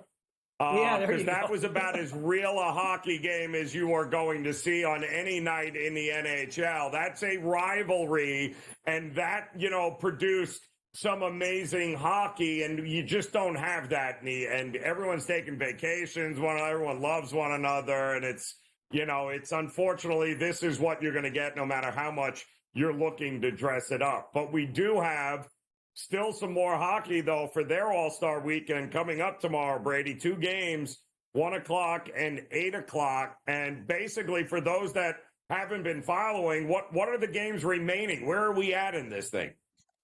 Yeah, let me find the scenario here for you, because it might not, the second game might not even matter at all. So the first game is Canada versus Finland, and Canada is a massive favorite. At last look, minus 410 on the money line. Finland take back at plus 315, the total of 6.5. If either team wins in regulation, that team will advance to the final on Wednesday to take on the USA. The winner in overtime, if they happen to go to overtime, they would need anything besides a Sweden win in regulation to advance to the final. So we can go over more of this. I know we're going to commercial, but we can outlay all the scenarios here for what's on deck on the ice. Yep. And 1 o'clock game tomorrow going to mean a lot. We'll talk about it in-game live game day here on the Grid.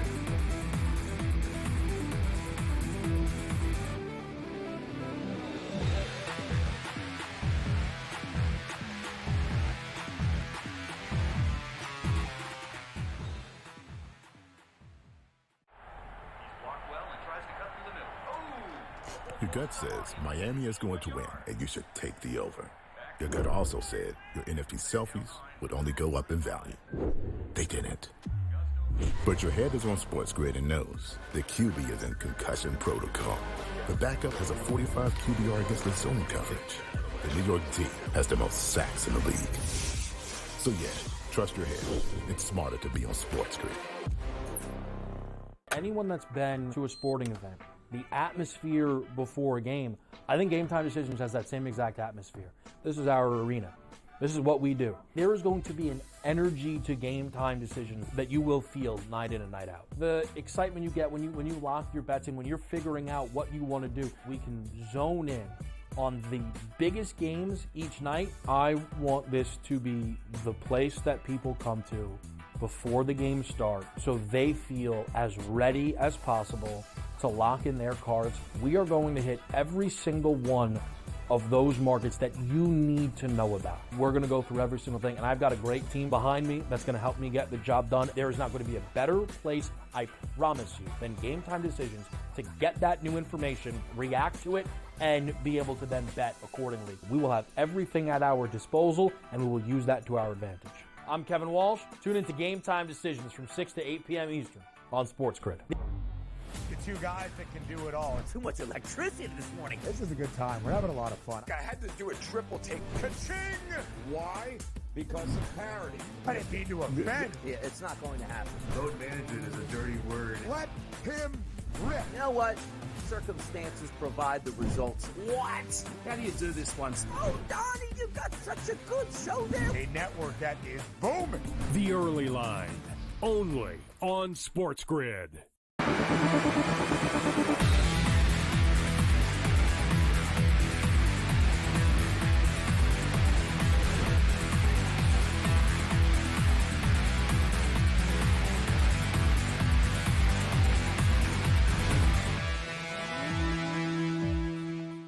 All right, welcome back in-game live at Game Day here on this Sunday evening. Joe Raineri alongside Brady Kannon as we wrap up the NBA All-Star Weekend with kind of a dud, unfortunately, in that final game. 3-hour affair with some moments of quality basketball, coupled with a whole lot of Kevin Hart, and I don't know what they're doing. There's 9,000 commercials here. Ultimately, though, Team Shaq, the pre-flop favorite, ends up getting it done. Now, the NHL also on their break, but they decided to go a little different format than an all-star game as well with the four nations face-off. And we saw it last night with Team USA and Team Canada. Didn't look much like an all-star game or feel like an all-star game last night. It felt like two teams that dislike each other a whole lot. But we got two more games coming up tomorrow, Brady, and you were kind of laying it out there for folks who may not have been following it along right now. It sounds Team USA is in the final one way or the other. They played a game tomorrow night at 8 o'clock. But that first game that's going to take center stage with Team Canada, it sounds like there's a couple of different scenarios here. Will depend on what we see at night then.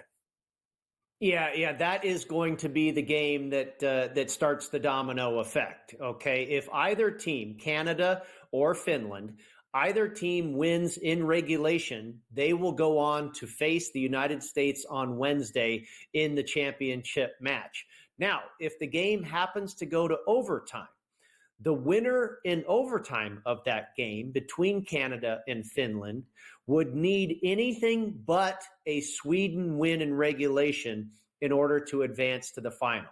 So in other words, if let's say Canada wins in overtime and the United States beats Sweden, then it will be Canada and the United States in the final. Whoever wins in overtime, Canada or Finland. Let's say it's Finland. And then let's say Sweden beats the United States in overtime, in regulation, then it would be Finland against the United States in the final matchup on Wednesday. So, it's all about that first game. And I think that, oftentimes, you know how it is, Joe, when we get to like the final week of the NFL season and you have, if one thing happens, then it means, this game either means something or it does not. And a lot of these sports books will not let you bet like a correlated parlay. Like, I'm going to bet the Eagles because if they win, then Detroit doesn't have to play. One is tied to the other. And that's what we have here. So, I think it's interesting. You can play out these scenarios and research them and how you think, one is necessarily tied to the other. And you might be able to put together a little correlated parlay here that could make you some money on Monday. All that being said, the second game could mean absolutely nothing. It doesn't mean anything to the United States at all, really. Now, you talked about it earlier that they're saying all the right things, and we're gonna play 1,000%, and we're all in. Are they really going to start Hellebuck in goal? I kind of think it might be their third string. I think they're going to pull back a little bit, and we've already seen money come in on the Sweden side. That's the only way it could go because they're going to go for broke. They absolutely have to. They have nothing to lose. Where the United States, hey, they're already in the championship match. I could only take the strong plus money here with the Swedes to win this game and hope for the best.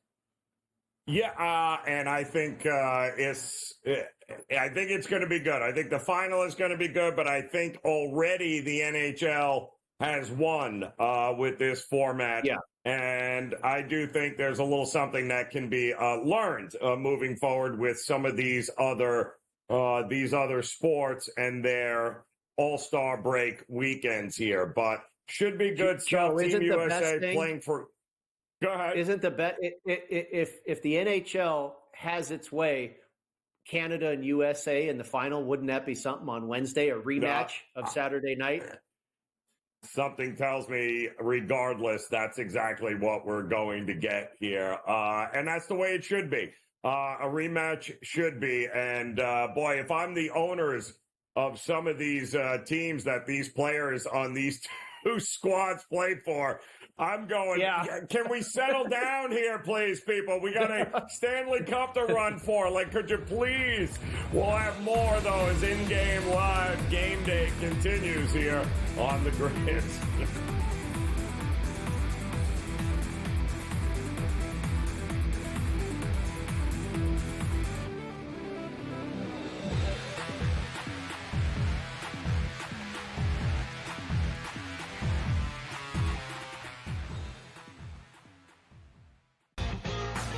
Slow play drum beat grows louder and louder every week to the point now that they're making overt references to it on the broadcast. So there's plenty of other guys that have to get faster.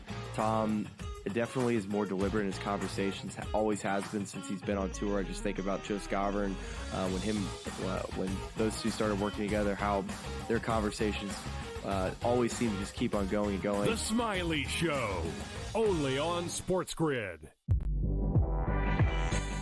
At some point, these 80s are to learn, we don't need to hire ex-NBA guys. I need guys with college experience, who's gone out and recruited, who knows how to develop talent. NBA guys with no college experience don't work in college basketball. I understand they run NBA-style offenses, but it doesn't mean they can run college programs. Betting above the rim, only on SportsGrid. In a short format tournament like this, like the Olympics, now this is even smaller, only 4 teams. Who's got the best goaltending? You're talking 3 round robin games and then a knockout with 4 teams. So you're playing 5 games.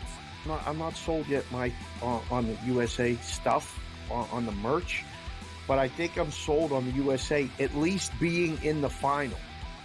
Only on SportsGrid.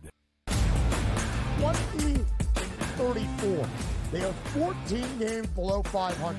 Any given night, you have no idea who is going to play for Philadelphia. Embiid has missed so many more games than he has actually played this year. I will not bet on the Ravens to win the Super Bowl. I will not bet on the Ravens to win the Super Bowl. I will not bet on the Ravens because for the last 4 years now, I do it every year, and I want to hit myself in the head with a bat. The Early Line, only on SportsGrid.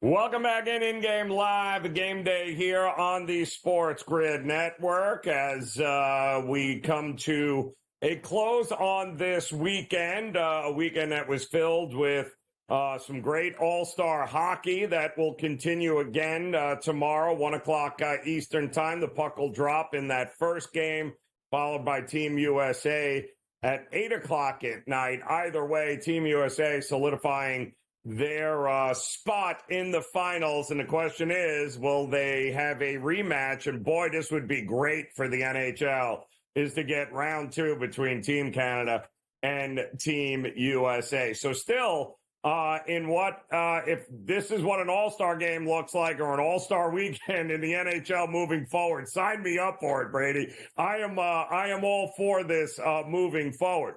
But let us not forget, we got a big week in college basketball, 3 huge games tomorrow with implications, including Duke playing Arizona, playing Baylor, Kansas State playing Utah. So a lot going on to kick off the week on a Monday. And then, of course, Major League Baseball will be here before you know it. Pitchers and catchers here in town in Florida there, Brady, out in Arizona. Same situations as we get ready to embark on a brand new Major League Baseball season. I mean, opening day will be here before we know it. And we talked to Joe Sheehan earlier, in fact, and we started talking about some of these win totals and some of these future boards there. How did you begin to attack this Major League Baseball season? What did you look at when you started looking at placing some of these future bets? Well, I played 4 season win totals, and I mentioned these. I ran all of them by Joe. I think I was 3-1. He agreed with 3, and he was kind of a pass or a no on the other. That was the Cleveland Guardians. I played them over 82.5 wins, and Joe was kind of like, that a stay away, I think, was probably what his true answer was. He didn't really like it one way or another, leaning more towards the no, but certainly not a play for him. The other 3 he liked. I played the Nationals over 70.5 wins. Even though they're going to play a good chunk of games against 3 really good teams in that division, he felt over 70.5 was absolutely attainable. The Cincinnati Reds, I played over 78.5. He loves all the young talent. Terry Francona coming back to that team as the manager. And then also the last one that he felt, and this was interesting, this kind of led us into another bet.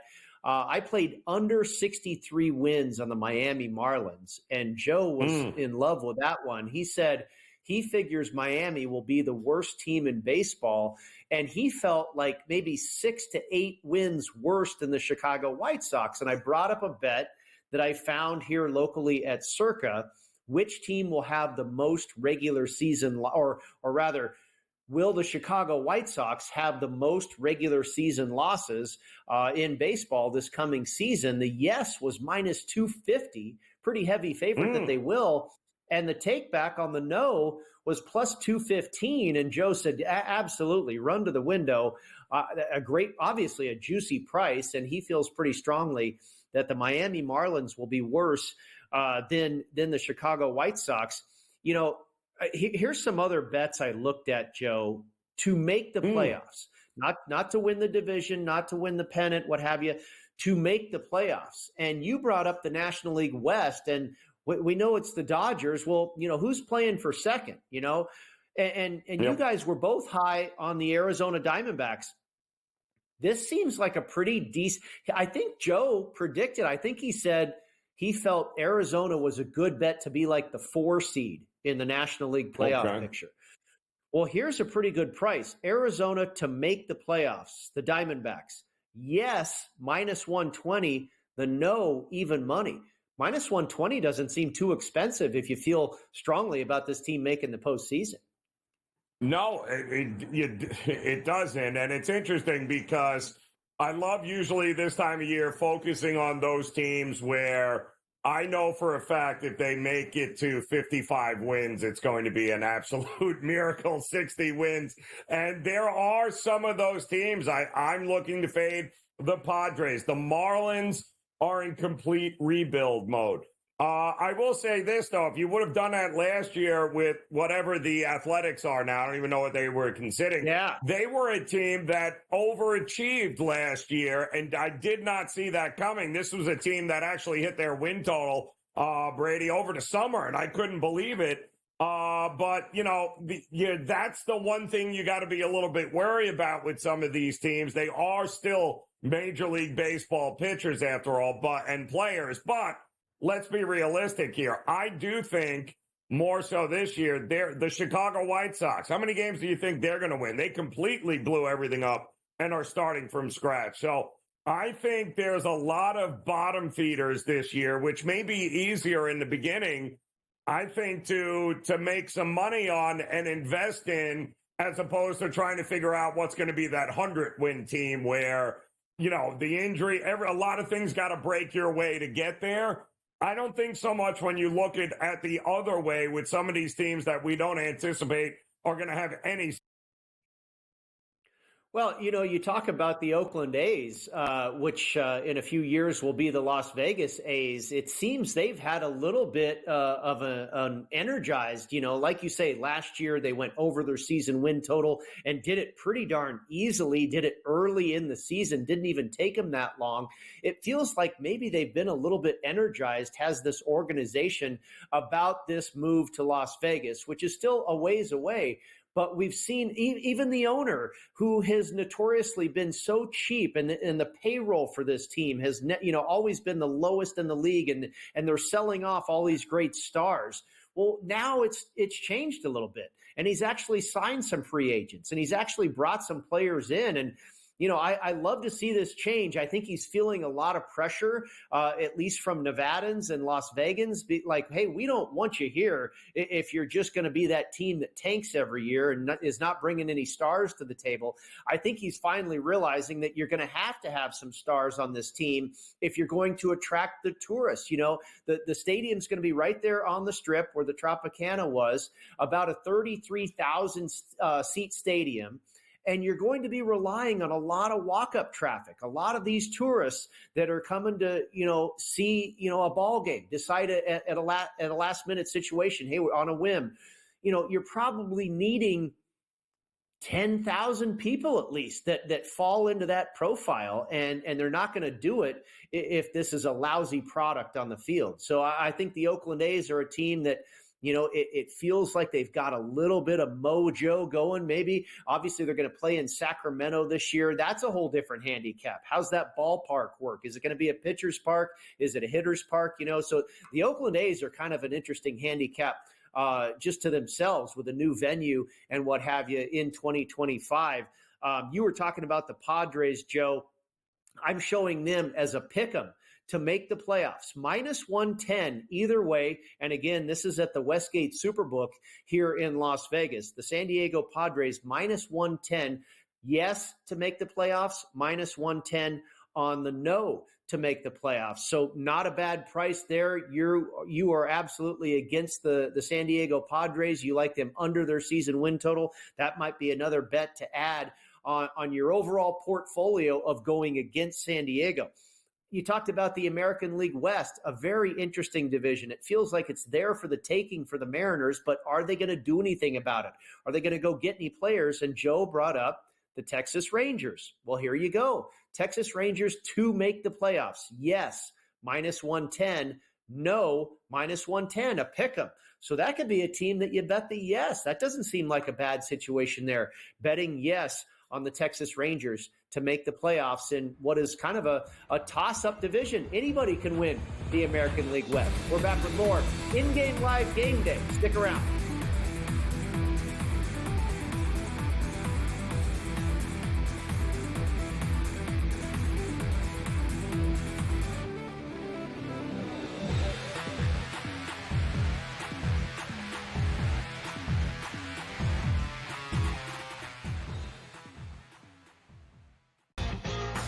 Slow play drum beat grows louder and louder every week, to the point now that they're making overt references to it on the broadcast. So there's plenty of other guys that have to get faster.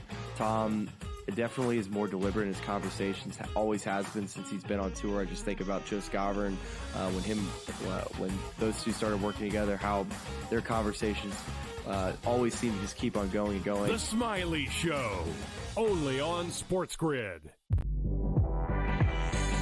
At some point, these 80s are going to learn we don't need to hire ex-NBA guys. I need guys with college experience who's gone out and recruited, who knows how to develop talent. NBA guys with no college experience don't work in college basketball. I understand they run NBA-style offenses, but it doesn't mean they can run college programs. Betting above the rim, only on SportsGrid.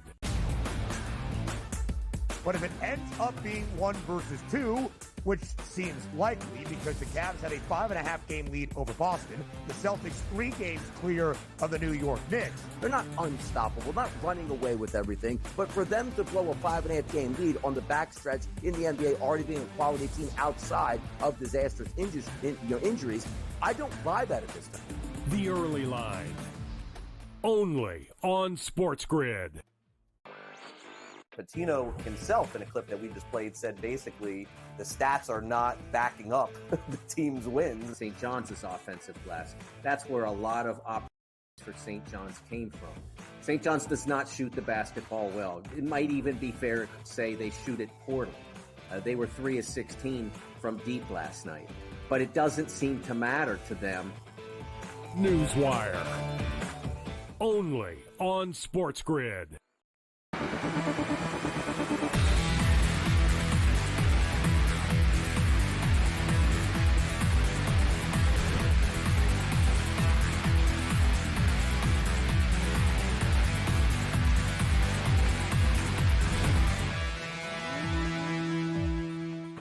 All right, welcome back in-game live game day here on the SportsGrid Network. Joe Raineri alongside Brady Kannon as we wrapped up this weekend here in epic fashion. NBA All-Star Weekend, for the most part, a success Friday, Saturday, and of course earlier tonight with the All-Star Showcase there of this 3-game tournament that they had. Unfortunately, 2 of the 3 games were actually pretty entertaining.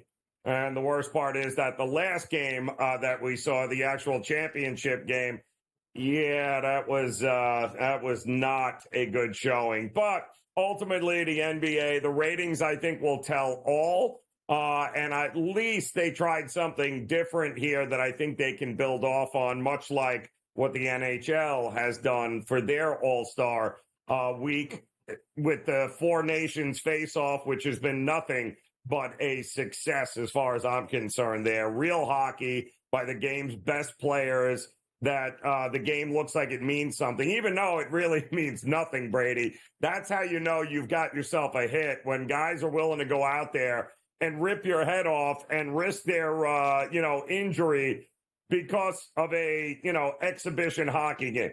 That's how you know you got yourself a hit, and I think the NHL stumbled upon that. We also have Major League Baseball getting ready to start, and we've been talking about some of the teams this year as pitchers and catchers have now reported, and they're off and running. I mean, down here in South Florida, Brady, I can already see it here. I got the Cardinals and the Marlins right around the corner from me. The Astros and the Nationals all play here. The Mets are in Port St. Lucie. And then, of course, on the West Coast in Florida, you got the Yankees in Tampa. And you and I were just talking about, I don't know if people realize, the Tampa Bay Rays lost their stadium, the roof there in the hurricane. So they are going to have to play their home games at the Yankee Stadium spring training facility.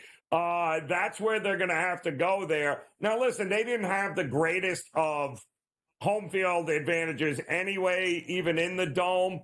But that's a big change there to have to go to Yankee spring training facility to play your home games.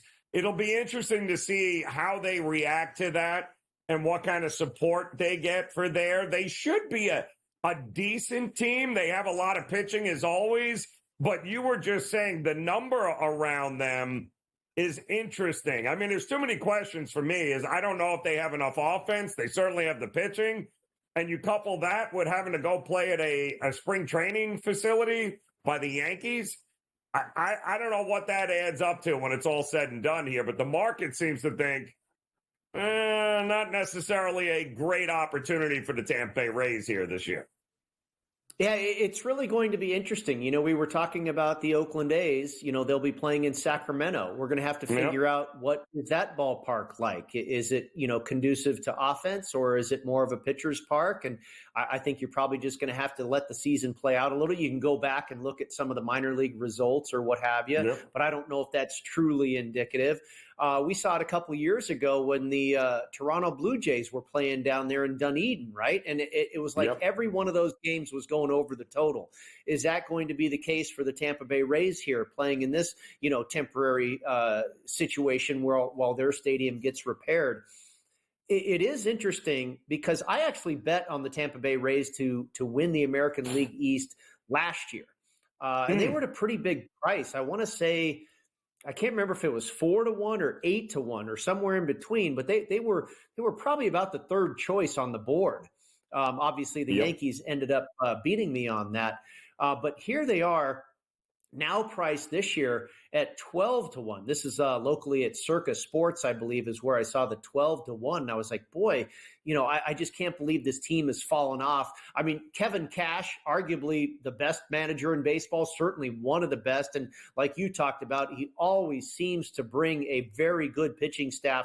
Joe Sheehan talked about this too. He's always able to assemble a bullpen that just eats innings, and he starts with those openers, and the guy just figures out a way to win baseball games. So seeing them at 12-1 to win the division seemed like a pretty long price, but maybe it is tied into the fact that they're playing in this Yankees, spring training stadium, because I don't think that is in line with the way Kevin Cash manages this team. It's about defense. It's kind of old school baseball, speed, moving the runner over, and great pitching, right? I don't know if you're going to be able to, and in a dome, that works. I don't know if you're going to be able to do that in this new venue. I don't know if he's going to be able to play to the style he likes to play too. That's another great point. There's going to be an adjustment for sure, but it's worth keeping an eye on here. And I think, listen, you mentioned the Nationals earlier. I'll throw another team out that is just forever until further notice, Brady. I'm betting unders every chance I get. The Los Angeles Angels and the Colorado Rockies are always going to be under team. You talked about the Marlins having absolutely no professional baseball players on that roster that anybody's ever heard of. What about the Rockies? The Rockies they didn't trade for anybody significant. They've got only 3 major league free agent signings, and every one of those guys is a backup player. So what are we going to get from these teams besides the same old, same old? I think the Anaheim Angels, last place. If they win 60 games, I'd be shocked. What'd the Rockies lose? 99 games, 100 games last year? How are they going to improve at all this year? It's just, to me, teams that are forever in the dumpster here. I don't know what happened to this team. They were a contender for a while, and then all of a sudden, it's like the last 3 or 4 seasons, they have been, they were kind of an average to above average team, and now they are just at the basement of baseball. You talk about the Angels and the Rockies running to the window to bet the under. It seems to me a team that you can bet the over the season win total on year in and year out, just because they're such a great organization, is the St. Louis Cardinals. They just always put a good product on the field. With seemingly nothing in the cupboard, they find a way. Yep. They're a baseball town and a baseball school. We'll wrap it up in-game live. The game day continues on the grid.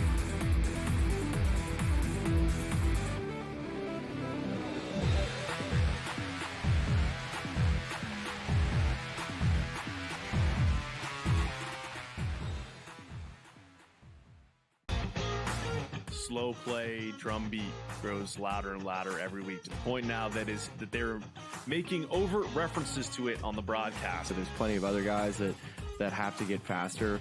Tom definitely is more deliberate in his conversations, always has been since he's been on tour. I just think about Joe Skovron, when those two started working together, how their conversations always seem to just keep on going and going. The Smiley Show, only on SportsGrid. At some point, these 80s are to learn we don't need to hire ex-NBA guys.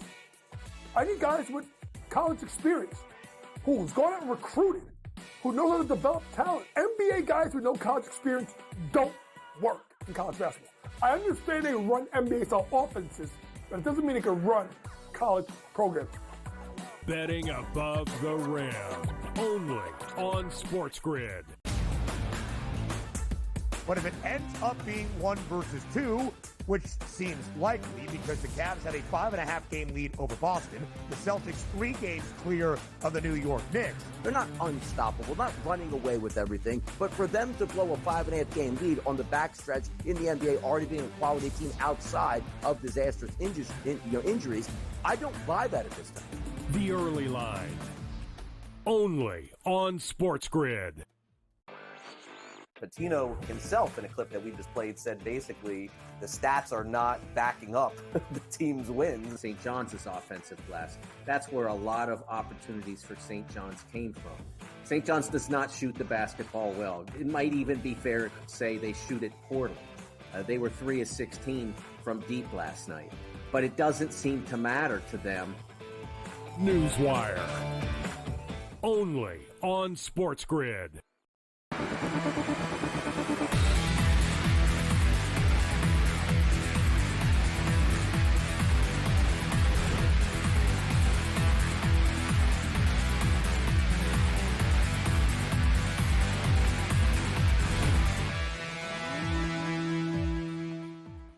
All right, in-game live game day as we wrap it up here together and bid this weekend a goodbye. We look forward to a big Monday of action coming up. It will start in college basketball, of course, as 3 big games there tomorrow going to take center stage here, Brady, for us. Duke taking on Virginia.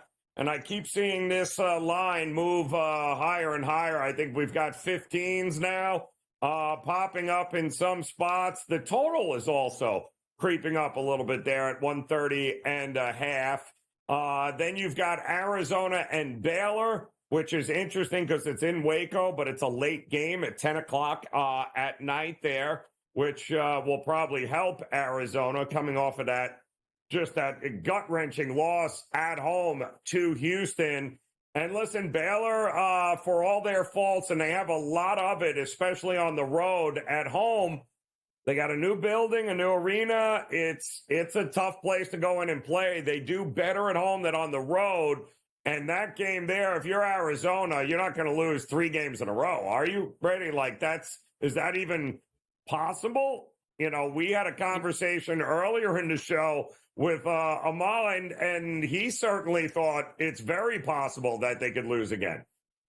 Yeah, and then Ken Thompson, our other guest, sided with Arizona, and I think I'm going to kind of lean with Ken here because this is a pretty decent team, and they talked about Love and like his selfishness, and Amal talking about the guy never makes a pass and what have you.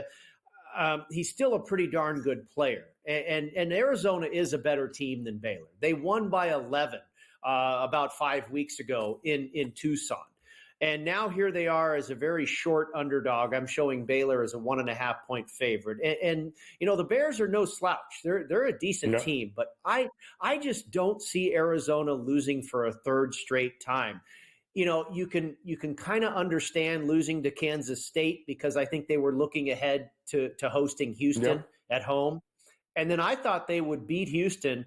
They did not. They didn't even cover the number. Houston was up to about a 2.5, 3 point favorite in that one, ended up winning that game by 4. I think Arizona is going to bounce back here. And I'm not going to play it because I think it's risky business. But if I had to, I'd be on the side of Arizona. As far as that Duke game, Joe, I kind of like Ken Thompson's take here as well. We've seen a little bit of money come in towards the over.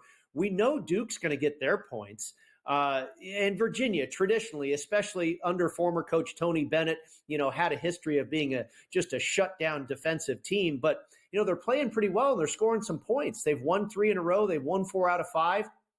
I think they probably do their share as far as scoring a few points here. We know Duke's probably going to get theirs. I would lean towards over the total in that game. Yeah, I'm kind of with you there. I actually I like that look a lot, given the fact of what we've gotten from Duke lately, and even Virginia, who has it was a rough start to the season altogether with their coach stepping down early on. Nobody saw that with Tony Bennett, and leaving these guys high and dry. But they've shown some flashes of being able once again to hit the three. But I mean, Duke is averaging 82 points a game against ACC teams. That's the best in the conference. And UVA solid defensively, but you're not going to stop Cooper Flagg and this Duke team here. They're 8-5 to the over in their last 13 games, 4-2 in the last 6.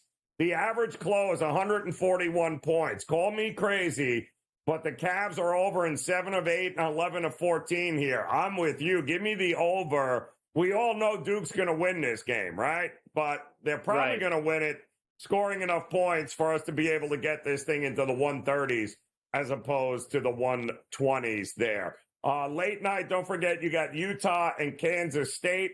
The big question I have is, can Utah build off of that upset win against Kansas? And can Kansas State bounce back, staying out west, going from Provo or going from BYU, rather, now heading to Utah?